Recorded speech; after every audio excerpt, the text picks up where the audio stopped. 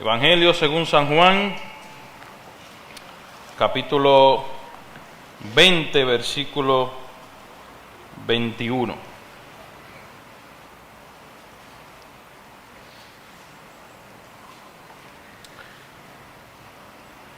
La misión. Ayer hablábamos, el pastor Pedro Marrero nos hablaba de la identidad del pueblo.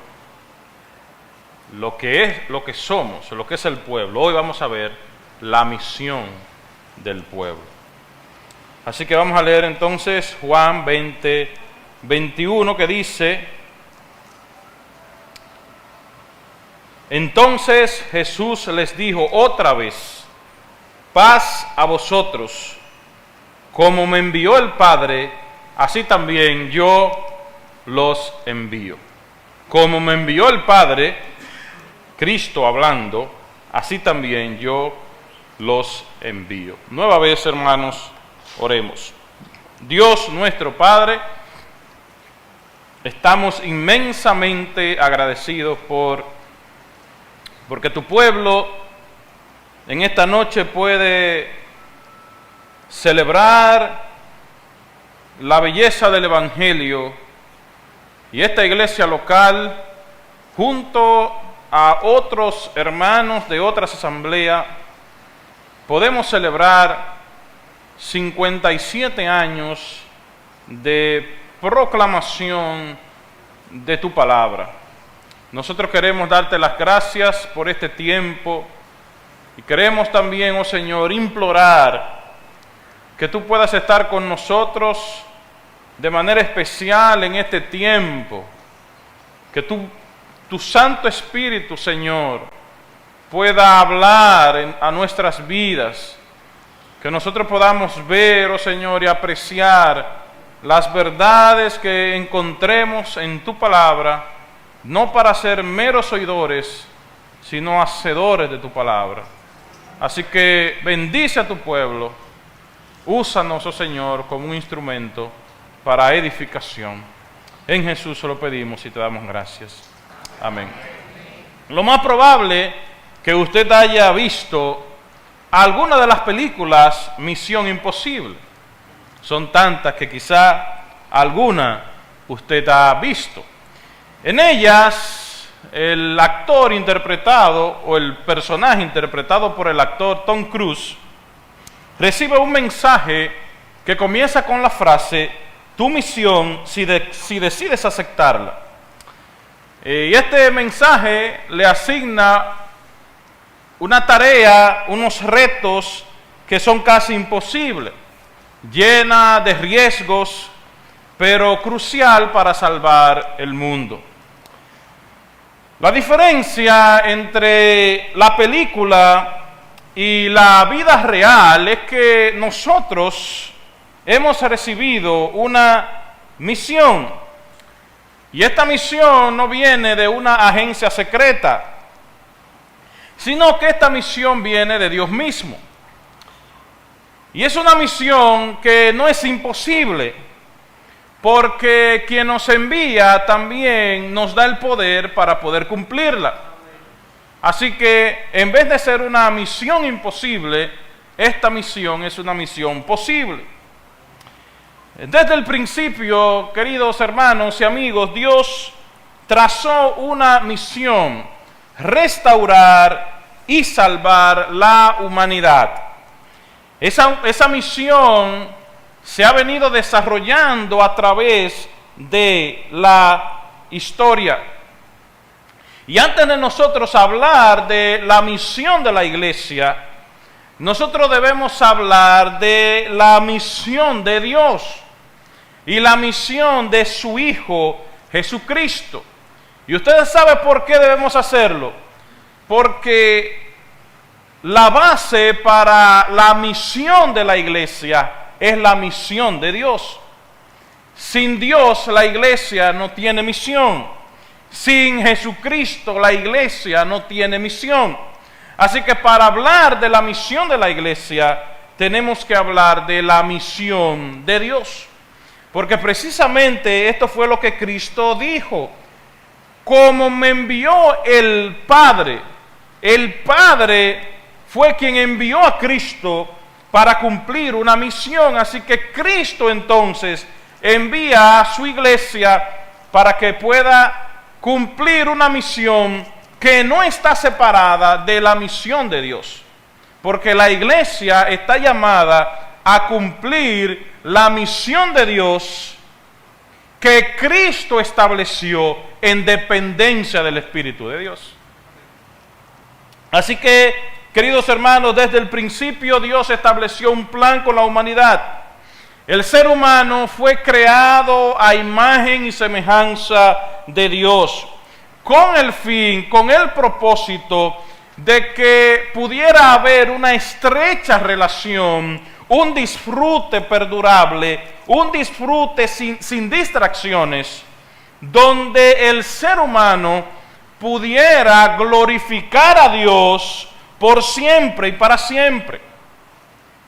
El propósito de Dios entonces desde el principio era que el hombre viviera en comunión con Él, en una estrecha relación como padre e hijo, y que a través de esta relación el hombre pudiera, o el ser humano pudiera reflejar esa gloria de Dios y extendiera el dominio de Dios sobre la tierra.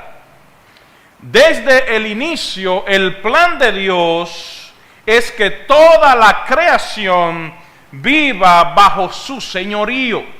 Cuando hablamos de señorío nos referimos que viva bajo su gobierno absoluto. Y Dios es Dios, por ende Dios gobierna en toda la tierra. No hay un lugar donde Dios no gobierne, porque todo ha sido creado por Dios. Él es el dueño de todo, por tanto, Él tiene dominio sobre todo. Lamentablemente el pecado rompió esa comunión. Nosotros vemos este terrible acontecimiento en Génesis capítulo 3. Pero inmediatamente Dios mostró su plan de restauración. La simiente de la mujer iba a herir la cabeza de la serpiente. Así que la misión de Dios prosiguió con la promesa de redención. Una promesa que nosotros la vemos desde el principio. Y si seguimos la historia, nosotros podemos ver cómo Dios llama a Abraham y le dice: en ti serán benditas todas las familias de la tierra. Esta promesa que Dios hizo de manera, vamos a decir, general, ahora comienza a cumplirse, Dios eligiendo un hombre para que este hombre entonces fuera quien comenzara este pueblo que fue escogido por Dios como un pueblo misionero, el pueblo de Israel.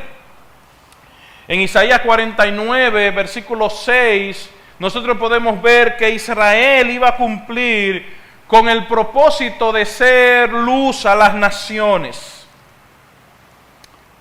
Siguiendo la historia, a través de los profetas, una y otra vez, Dios llama a su pueblo a que le sea fiel, a que viva en fidelidad, a que fuera un pueblo justo y que fuera un pueblo que anunciara la gloria entre las naciones. Así que el pueblo de Israel debía ser en medio de las naciones un representante de Dios. Debía ser luz a las naciones, debía mostrar la gloria del Dios invisible. El plan nunca se detuvo, aunque lamentablemente Israel falló en reiteradas ocasiones en cumplir con esa misión que Dios le había encomendado. En el cumplimiento del tiempo, como dice la palabra, apareció Cristo. Apareció Cristo con una misión. Y no con una misión diferente a la del Padre, no con una misión diferente a la de Dios, sino con el cumplimiento perfecto de esa misión que Dios había comenzado desde el principio. Así que Cristo es el cumplimiento perfecto de la misión de Dios, porque es en Cristo Jesús donde Dios restaura todas las cosas. La palabra nos dice que Cristo vino a buscar y a salvar lo que se había perdido. Cristo vino a traer luz a las naciones. Cristo vino a proclamar libertad y restauración, a dar vista a los ciegos. Cristo vino a revelar el amor y el propósito del Padre. En Cristo, Dios mismo entra a la historia para llevar a cabo el plan de redención. Ese plan que no comenzó en Cristo, sino que comenzó desde el principio. Lo único que se hizo plenamente perfecto y visible en la persona de Cristo. Nuestro Señor Jesucristo hizo de la predicación, podríamos decir, su ministerio principal. Él vino a llamar a pecadores al arrepentimiento. Él vino a llamar a la gente que tuvieran fe, fe en Él, fe en Dios. Aunque Jesús con frecuencia atendía las necesidades físicas de quienes los rodeaban, Jesús sanó enfermos, Jesús dio alimentos a personas necesitadas. Podríamos decir que no hay un solo ejemplo de Jesús entrando a un pueblo con el propósito principal de sanar a un enfermo. ¿Por qué? Porque el propósito de Cristo era principalmente dar luz a aquellos que estaban en oscuridad. El Hijo del Hombre nunca se aventuró en una gira de curación o de exorcismo, como ocurre hoy en día. De hecho, hoy mismo aquí en Puerto Plata se está celebrando un servicio de curación. Y cuando salía de la casa, mi esposa y yo escuchamos a una vecina decir: mira, debimos llevar allí a tal lugar a tal muchacha para ver si la sanaba. Y uno dije, bueno, pero esas personas nunca asisten a la iglesia, nunca van a escuchar el mensaje. Pero cuando se habla de curar enfermedades, ahí sí va mucha gente. Y reflexionábamos mientras veníamos de camino que ciertamente la gente quiere las bendiciones de Dios, pero no al Dios de la bendición. Y eso no es nuevo, eso lo vemos, se ha visto desde siempre. La gente quiere lo bueno que da Dios, pero no quiere a Dios mismo. De modo que en el tiempo de Jesús la gente quería lo que Jesús ofrecía en términos físicos, pero rechazaban a la persona de Jesús. Por eso Jesús reiteradamente declaraba cuál era su propósito al venir a la tierra: era buscar y salvar lo que se había perdido. Desde luego que la misión de Jesús no podemos reducirla a una proclamación verbal. La misión de Jesús era morir de manera sustitutoria por los pecados de su pueblo.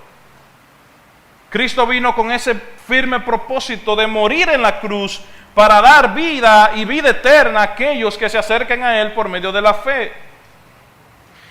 Y de lado con este propósito, el ministerio público de Jesús tenía como fin llevar al pecador para que éste pudiera tener una fe, pero no una fe en los milagros que Jesús hacía, sino una fe en el Jesús de los milagros. Nosotros vemos esto en el Evangelio de Marcos, por ejemplo, donde toda la narración se basa en la confesión del centurión. El soldado romano confiesa: en verdad, este hombre era hijo de Dios.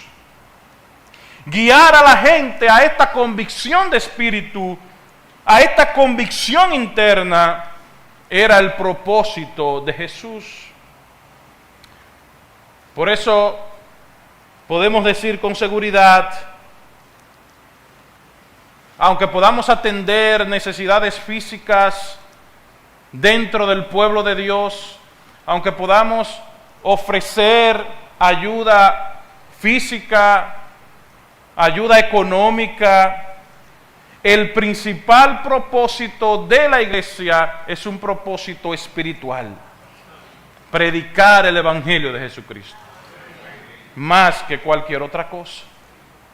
Lo otro se puede hacer, pero principalmente hay un mensaje claro y hay una misión clara para la iglesia. Y la misión de la iglesia, entonces, queridos hermanos, no es una misión aparte de la de Dios ni de la de Cristo. La iglesia no tiene una misión propia en sí misma.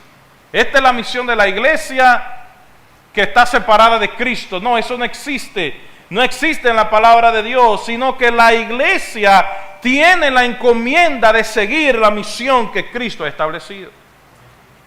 Así que la iglesia está llamada a cumplir esta misión en dependencia del Espíritu Santo. Hay varios pasajes que son fundamentales a la hora de nosotros hablar de manera específica de esta misión. Lucas capítulo 24, Marcos capítulo 16 y el conocidísimo pasaje de Mateo capítulo 28. Allí nosotros vemos el mandato de Cristo a sus discípulos de que salieran y fueran testigos de Él. De que salieran, estuvieran yendo para que cumplieran esa misión y fueran testigos de Cristo. En la misión que Dios ha comenzado desde el principio de establecer un reino de justicia y de paz en el mundo.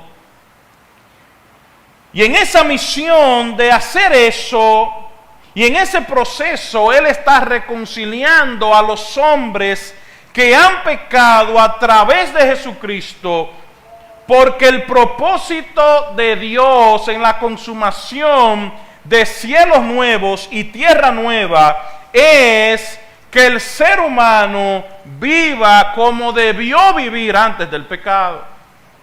Así que la historia va en esa dirección. Dios va a hacer todas las cosas nuevas.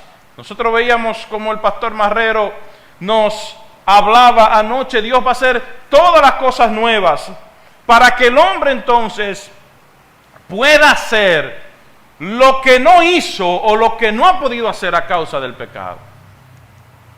Así que cuando estemos revestidos de esa nuevo cuerpo, de esa gloriosa resurrección, vamos a poder realmente adorar a Dios como Él quiere que le adoremos, sin pecado, sin impedimento. Pero mientras tanto, el llamado es nosotros anunciar al mundo que Dios está reconciliando a aquellos que viven en pecado. Y eso entonces significa que todos estamos allí. Porque todos somos pecadores. Algunos ya tenemos la luz del Evangelio. Otros necesitan ser acercados a la luz del Evangelio. Mateo capítulo 28, quisiera que leamos ese pasaje, que estoy seguro que usted lo conoce. Mateo capítulo 28, verso 18, dice la palabra: y Jesús se acercó y les habló diciendo: toda potestad me es dada en el cielo y en la tierra.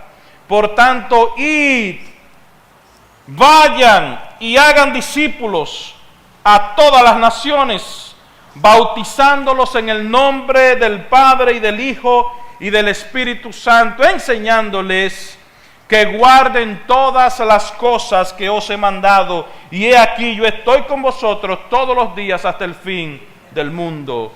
Amén. Cuando nosotros leemos Mateo, esta porción, nos damos cuenta que el gran mandamiento a los discípulos y por ende el gran mandamiento a la iglesia es el de hacer discípulos. Fíjense que no es una misión secreta, fíjense que no es una misión imposible, sino que es una misión posible el hacer discípulos. ¿Y de qué manera nosotros cumplimos con este mandato? Bueno, el mismo pasaje nos dice, ¿de qué manera nosotros cumplimos la gran comisión, como es conocido este pasaje? ¿De qué manera nosotros cumplimos el mandato de hacer discípulos? Yendo, bautizando y enseñando. Yendo, bautizando y enseñando. Así que la iglesia tiene el llamado de salir a predicar el evangelio. Salir a predicar el mensaje de la cruz. La idea aquí en este pasaje de ir y hagan discípulos es un continuo salir, es yendo. La idea es yendo, vayan, hagan discípulos. Así que la iglesia tiene la encomienda de predicar el mensaje de la cruz, para que con esos que se convierten, entonces sean bautizados, para que puedan unirse a una iglesia local, sean enseñados en las enseñanzas de Cristo y puedan ser verdaderos discípulos comprometidos con la causa de Cristo. Así que hay que salir a predicar. Debemos salir de nuestra comodidad. Cristo estaba atacando la comodidad con que muchas veces nosotros valga la redundancia, nos acomodamos. Cristo nos está llamando a salir de donde estamos. Cristo nos está llamando a dejar los bancos. Cristo nos está llamando a salir de estas paredes y a predicar el mensaje del evangelio, que puede ser predicado de diferentes maneras. Y nos hemos acostumbrado, nuestras iglesias, muchas veces nos hemos acostumbrado a un servicio dominical evangelístico.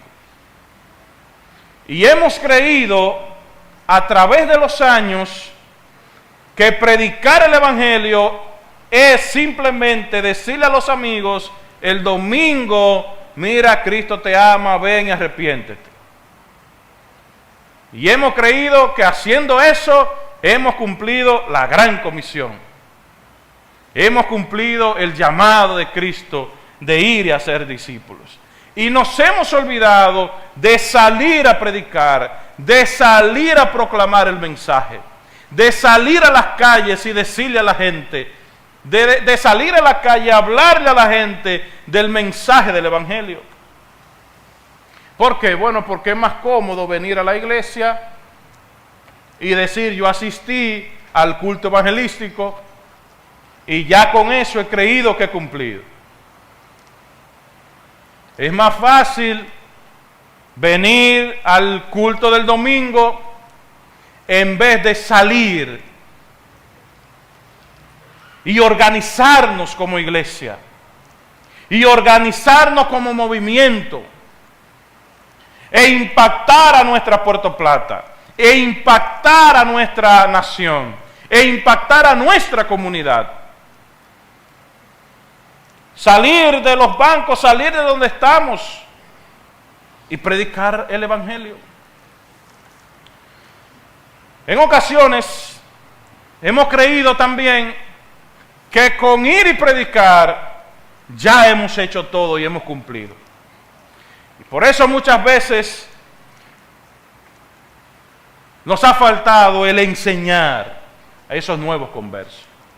Y esos nuevos conversos se pierden y no sabemos más de ellos, porque nos hemos olvidado de darle seguimiento, de discipular, de enseñarle la palabra a esos nuevos que entregan su vida a Cristo. Fíjense que Cristo dijo, vayan, bauticen y enseñen. Vayan, ganen conversos, bautícenlos para que se unan a la iglesia local y enséñenle. ¿Qué le iban a enseñar? Bueno, la palabra de Dios, el mensaje del Evangelio, las buenas noticias del Evangelio, todas las demandas del discipulado y sobre todo, hermano, sobre todo enseñarle a Cristo. Porque el discipulado, principalmente el hacer discípulo, es enseñarle a la gente a Cristo. Es enseñar la persona de Cristo. Para que esta persona pueda creer en Cristo, pero también para que pueda hacer lo que Cristo hizo. Para que pueda parecerse a Cristo. Por eso, nosotros no solamente debemos presentar al Jesús que demanda que la gente se entregue a Él, también debemos predicar que Cristo vivió una vida perfecta, que Cristo vivió una vida que ahora Él exige que nosotros la vivamos, no a la perfección, pero que nos parezcamos a Él. Así que en el proceso, mi hermano, mi hermana, nosotros estamos llamados cada día a parecernos más a Cristo, a parecernos más a Él. Así que el hacer discípulo es enseñar a la gente a Cristo, es guiarlo a Cristo. Así que todo lo que la iglesia haga para cumplir con este propósito contribuye al hacer discípulo. Cuando un discípulo se ha comprometido con su Señor, esa semilla que una vez se plantó en él, él también va a buscar plantarla en otros. No bajo su poder, porque por nosotros mismos el hacer discípulos sería una misión imposible. Pero con Cristo y en dependencia del Espíritu, el hacer discípulos es una misión posible. La tarea de la iglesia en este mundo es asociarse con Dios a medida que Él establece paz y lleva su reinado y gobierno a los pueblos y lugares de la tierra. Decía que todo lo que la iglesia haga para cumplir con ese propósito es parte del discipulado. Así que toda obra, todo servicio, mi hermano, que tú haces en la iglesia es importante y es parte del discipulado. Escuchaba a un hermano hablar de esto y él decía, mira, cuando un hermano o dos hermanos ayudan a parquear en la iglesia, preguntaba él al otro, ¿eso es parte del hacer discípulo? Entonces dije, sí, porque en ocasiones el hermano que se va a parquear quizás no se quiere parquear en tal lugar, quizás quiere salir rápido y quiere un lugar en específico, y el hermano dice, mira, tu lugar no puede ser ese, es este, y le habla con amor y le habla con la palabra. Eso es parte del hacer discípulo, decía ese hermano. Así que todo, hermano, todo lo que la iglesia planifique para que la gente se parezca más a Cristo es parte del hacer discípulo. Hoy en día, y uno debe tener cuidado con esto, el miércoles tienen aquello, el jueves lo otro, el viernes lo otro, y cuando usted viene a ver, la semana completa está llena de meras actividades. Y meras actividades para llenar un currículum. Y para decir que estamos bien, que estamos llenos del Espíritu, porque hemos asociado que una iglesia, mientras más actividad tiene, más llena del Espíritu está. Cuando no es así necesariamente. Las actividades no es un termómetro para medir la espiritualidad de la iglesia. Para medir la espiritualidad de una iglesia, debemos preguntarnos si sus miembros se parecen a Cristo. La pregunta fundamental que debemos hacernos como iglesia es, ¿los miembros del Gregorio Luperón, de esta iglesia Templo Bíblico, se parecen a Cristo? Entonces somos una iglesia espiritual. Si por el contrario medimos nuestra espiritualidad en base a las tantas actividades que hacemos o a cuántas actividades hacemos, entonces fallamos. No nos estamos midiendo bien. Y aquí las iglesias invitadas también. Ese es el termómetro, es a Cristo, es cuánto se parecen los miembros a Cristo, es cuánto viven los creyentes de acuerdo a la palabra, es cuánto manifiestan en su vida el fruto del Espíritu. Es ahí que se mide la espiritualidad de una iglesia. Por eso, la iglesia debe procurar enseñar cada día la palabra de Dios. La palabra de Dios. Y si hay que mover este día, si hay que cambiar tal cosa, si hay que unificar tal cosa, con el propósito de que se haga mejor y de eficientizar el servicio, entonces gloria a Dios. Siempre y cuando sirva el propósito de que el creyente se parezca más a su Señor. Gloria a Dios y bienvenido.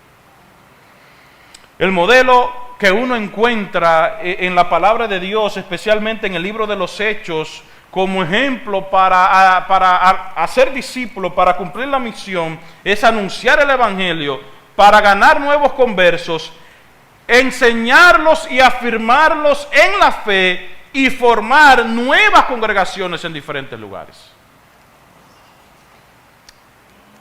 Y aquí, como templos bíblicos, nos hacemos otra pregunta. ¿Cuántas nuevas congregaciones nosotros hemos formado en los últimos años?